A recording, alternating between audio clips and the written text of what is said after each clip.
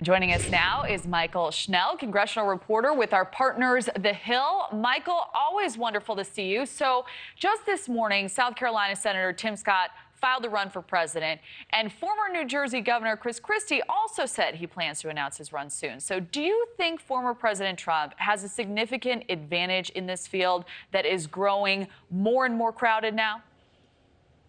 Listen, Kelly, one thing is for sure, as you said, this field is growing crowded. And a lot of these candidates are bringing something different to the table, particularly when you talk about former New Jersey Governor Chris Christie. He has notably been a very harsh Trump critic in recent years. He was on the former president's team previously. He helped him prep for some debates during the 2020 cycle. And then he broke from the former president and has now become one of his harshest critics. Now, as you mentioned, it is possible that he will jump in the race in a few days, which I don't think would be too much of a surprise. He has been publicly flirting with a campaign.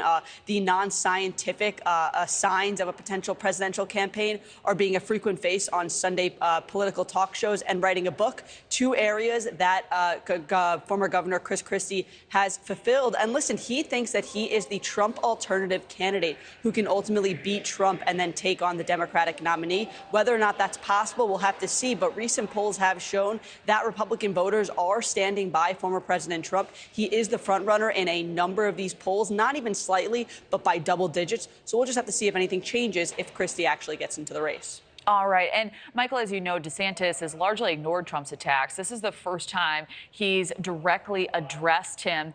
Do you think this is just the tip of the iceberg? Do you think we'll see DeSantis becoming even more aggressive once an announcement's made? I think he's going to have to, Kelly, and that's because right now he's not officially a candidate. So he's able to brush aside any attacks that former President Trump makes. He's able to avoid responding. We saw when he was on an international trip a couple of weeks ago, he was asked about his lagging poll numbers compared to Trump, and he said, well, I'm not a candidate yet. Listen, that's not going to fly if Florida Governor Ron DeSantis actually does jump into the race. And it's very likely that former President Trump is going to amp up these attacks, essentially pressuring DeSantis into taking him on directly. And that's sort of how we've seen former President Trump run in campaigns in the past, in 2016, in 2020. I don't think there's any doubt that he will be on this same path in terms of taking his opponents on head on in this cycle. And I think that as a result of that, Florida Governor Ron DeSantis is going to be pulled into the fight and is going to have to push back a little bit. All right, interesting. And I know that it's still early, but from all indications right now, who appears to be in a better position? Would you say Trump or DeSantis, Mychael?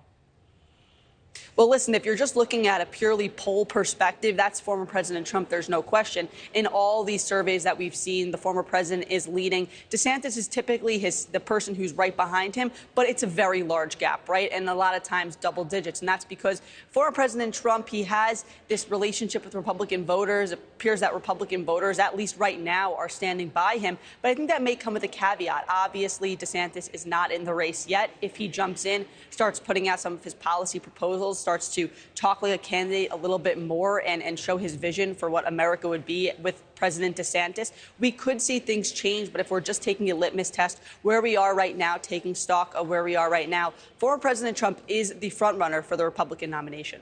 All right. Well, we'll see if an announcement moves the needle. Mychael Schnell, thank you. Thank you for watching. Go to newsnationnow.com to find News Nation on your television provider. And don't forget to click the red subscribe button below to get more of News Nation's fact-driven, unbiased coverage.